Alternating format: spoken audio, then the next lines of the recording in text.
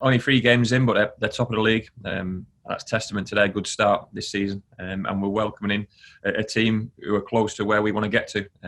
So it's an exciting fixture.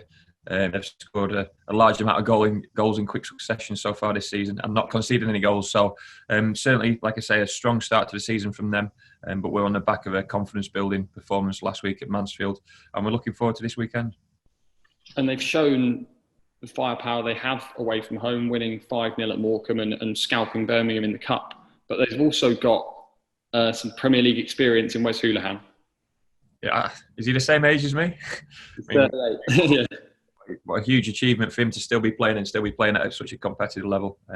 His quality has always been there. He's been such a good manipulator of the football. So it's great to see him. I remember playing against him when Norwich got promoted from League One. And he was a serious player back then. So he's had a stellar career since then, played in the Premier League. And the fact that he's still got the hunger and motivation to get up in the morning and play is testament to the character he is. And he's one of many threats they've got this weekend. But my focus certainly isn't on Cambridge. We've covered what they hold. My focus is on my group of players. And I've got some players who can do similar sort of attributes and have a similar effect on the game. And I'm looking forward to seeing them play this weekend. I just want to ask you then, actually, was Wes a difficult player to play against?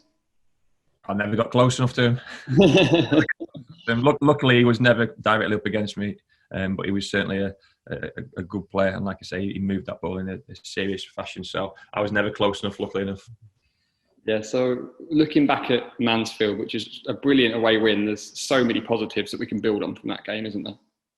There is, but in football, you quickly move on. We quickly moved on from Port Vale. We knew exactly where we needed to improve. And Mansfield, we put that behind us. There's still areas we need to improve on the back of the Mansfield performance. So there's always the next in football. And the next happened to be a friendly game on Monday. And then after that, the next is Cambridge. So your focus quickly shifts away from what has happened in terms of and in relation to what happens next. And the lads have trained pretty well this week.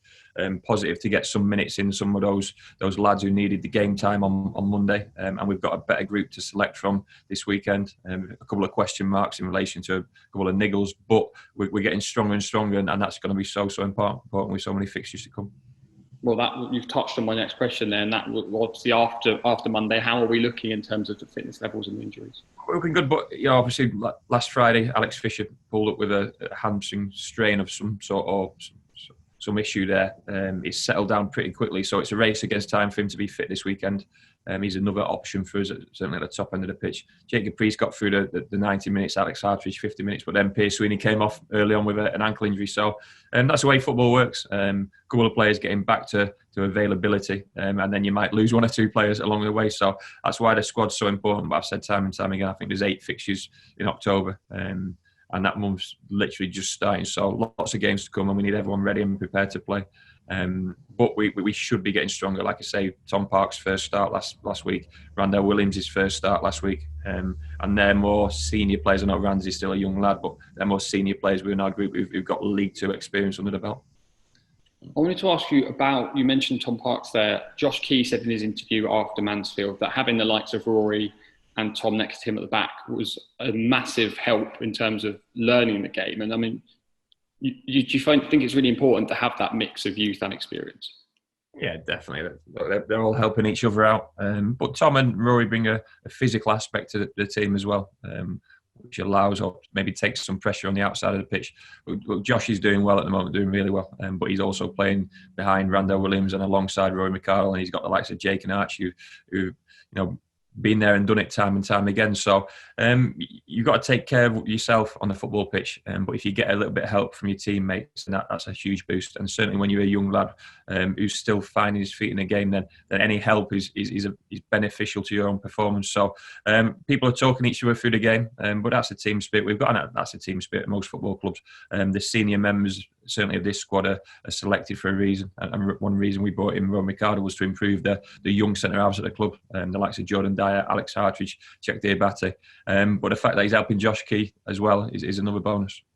And it's worth talking about Josh just for a moment, that he's sort of playing in a position that isn't his preferred position, and he's really made it his own, and he's done really well with that, hasn't he?